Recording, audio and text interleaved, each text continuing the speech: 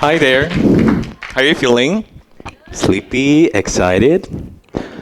Well, the next part is gonna be emotional because I'm about to share something that's personal for me and have changed my life. And today, I want you to experience it. I want to begin with this question. Can we go back in time? Scientifically, not really, right? But what if I tell you we can revisit our past, not to rewrite it, but to understand and repackage our memories so that we can finally move on with our adult life? My name is Gaston Pong. I'm a singer-songwriter and producer from Malaysia. I write songs for myself as an artist and for people who are way cooler than me. They have millions of eyes watching them every day.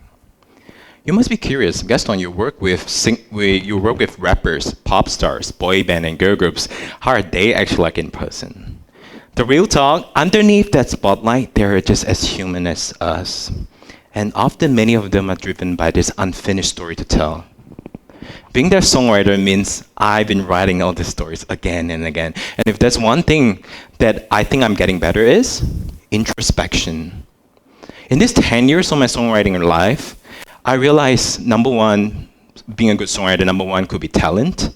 But what comes second should be vulnerability, because not all people can sit there and go through those honest reflections and sometimes painful ones and put it out in a song, right?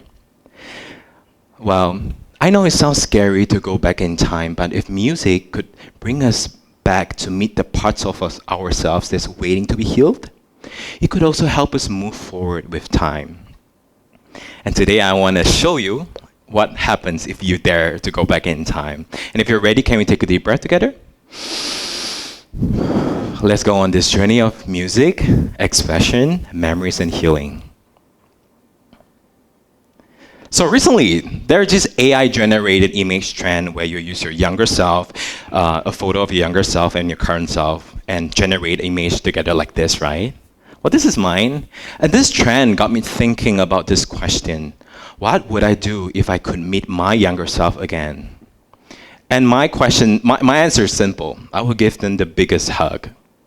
I realized in my whole career, in my adult life, I'm always addicted and chained with this highs and thrills in my career. When is my next opportunity? And being a songwriter specifically, when is my K-pop song placement? A song that will hit the Billboard chart or working with a movie soundtrack.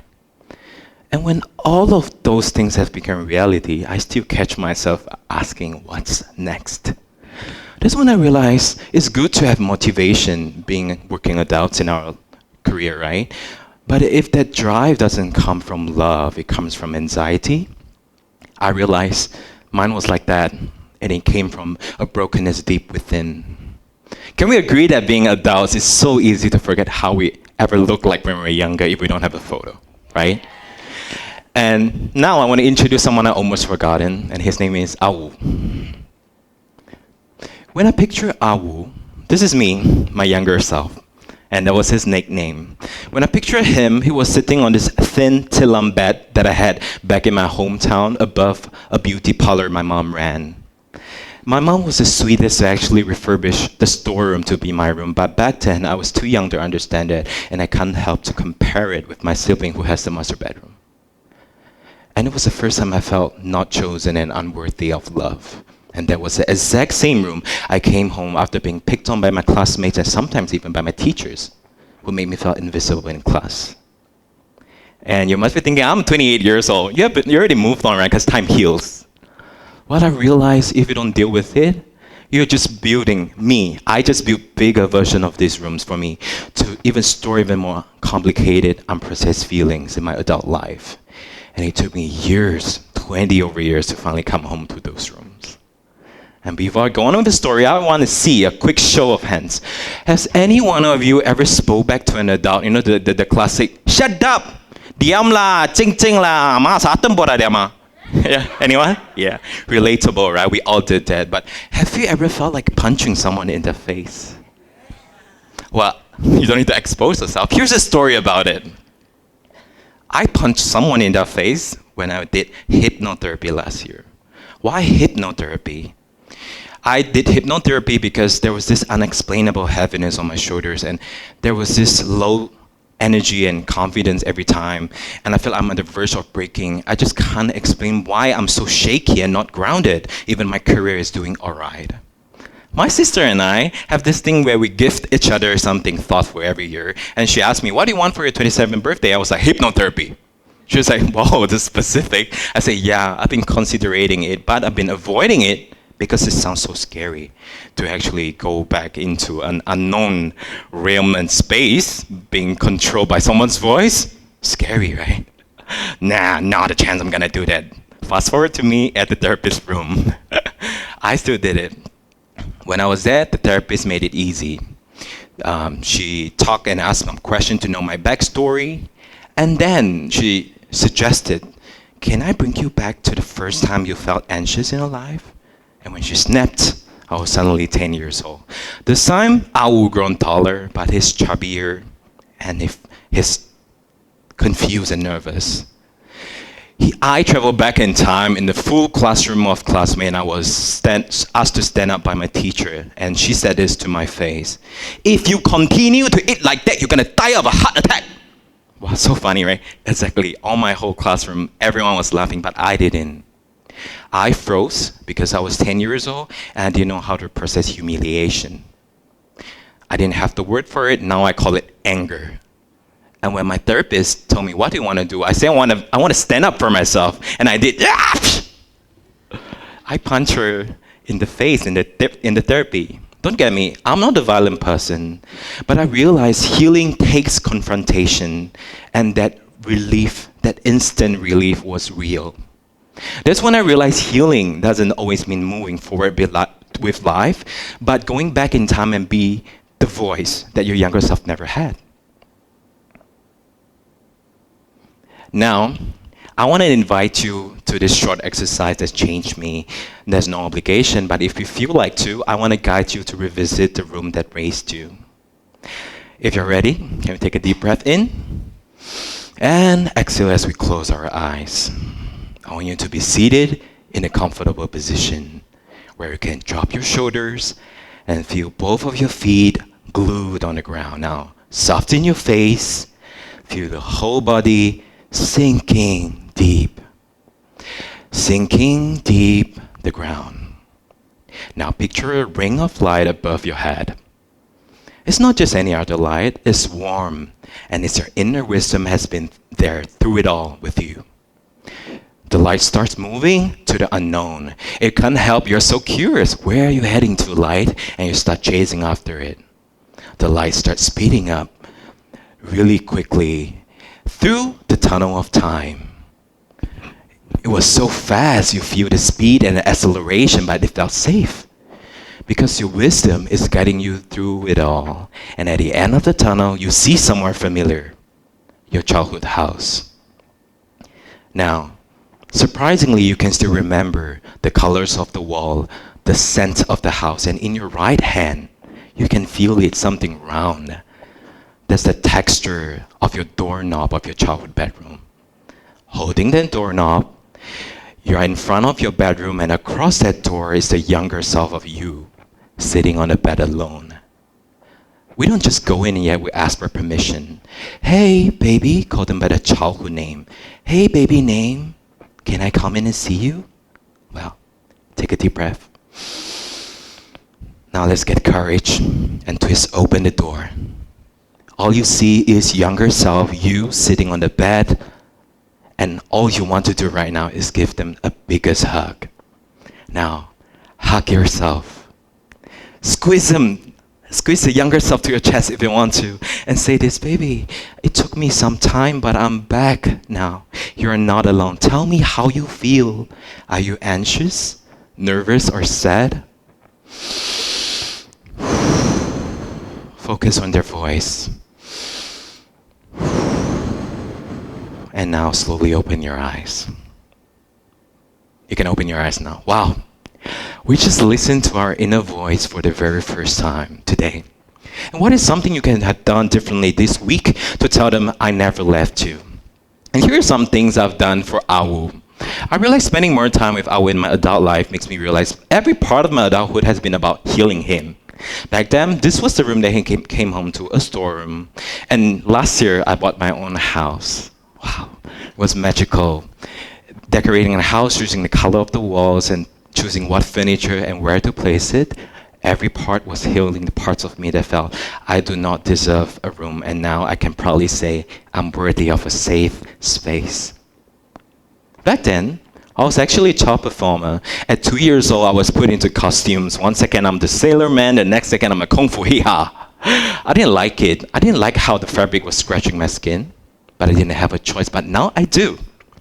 Fashion has opened doors for me as when I choose what I want to wear and be my own stylist. I was put on magazine covers, campaigns to work on, and even travel the world for fashion weeks. That's when I realized fashion has been a power for me. Back then, I was told I must hit the notes perfectly in the song. And if I don't, I may get punished. But now it's all over. I can choose the songs, what I want to say, exactly Awu's words in the lyrics I write, and picking the genre and lock, not some stupid festive songs that adults ask me to sing. And this is when I realized healing comes when you do things differently in your adult life. We don't just stop by what we are aware, what are the traumas. We move on with our lives. People often ask me the question, Gaston, you're a songwriter. You should teach me how to express, get your emotions in your art. How to turn that. Such a vague, abstract process, right? But don't worry. Here's a 5-step framework that I've come out that I want you to try it at home to express yourself and heal. Step 1 is to catch the feeling. Just like what we did, sit with your inner child because your emotions don't come from anywhere. They are echoes of your trauma. Now, when you catch those feelings, don't just let go, let it flow. Do you realize there's this word motion in the word emotion? Because our feelings deserve somewhere else to live outside of our body through expression. Be it songwriting, journaling, singing, or even dancing, anything. It doesn't need to be perfect. The key is to move without looking yourself with the eyes of a perfectionist. With all the messy ideas in hand, now you can shape it. Now pick a medium. Is it poetry? Is it song? Is it a dance? Is it an art? Painting? Now this is the part that I don't like the most because it takes days, weeks, and even years to refine and polish it. And finally, one day you are proud to call it art. You may want to release it.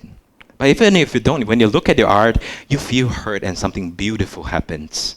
This part of your brain called amygdala calms down the noise and where your prefrontal activates and you get clarity. When you get clarity, you have a sense of redirection in life. And what healing looks like for me is that finally I can look at a painting and say, hey, you were once something painful inside me, but now you're just another wall art hanging in my living room. You're still with me in my house, but I can move on, finally. I can move on with my life now. And that's exactly how I wrote my first song. Back in 2015, I was a college student, and I scored straight 4.0, straight A's. And I posted it on social media because I wanted my families and friends to be proud because I left my hometown for it, right? But I didn't get any congratulations. All I got was a phone call. We are not proud of you. You don't deserve this. And when I got the call from my classmate, my whole world crumbled because study was my everything. Going back to the classroom felt different. I get stares, I get ignored, I wasn't invited to the canteen, and day by day, it spiraled into mild depression. And when my sister saw me break down, I told her this, I'm the worst musician you can ever find. And she said, why would you say that? In my eyes, you are my perfectly talented brother. And the very same night, I went to the balcony that has carried all my darkest thoughts, and I hummed this melody. Da da da da da da da da. And instantly, I feel like darkness loses its grip on me. And I wrote words that matched my feeling, and those words become the lyrics to my debut song, Strong Heart. Because even when I can't breathe on, I still have this strong beating heart. And when this song was out, I get messages telling me, Gaston, I feel seen, and your song saved me. Years later, This year, actually, I wrote a song called Only Blue. Have you ever loved someone with bloodline but not by heart? That was my relationship with my father. I meet my father once a year, and there was a language barrier. He spoke English and I didn't. And when I could speak English, he lost his ability of speech. When the nights feel so long and the world's moving on, your shadow still lives in my head. And when those lyrics came out, I realized all those lost moments have someone to live on life. And I can finally say, Dad, I lost you. We may have lost our time together, but you're with me in another way in my song forever. That's when I realized, months of preparing this talk, I reflected and I realized maybe my career isn't about music. It was about being human. Today, we listen to our inner child's voice for the very first time.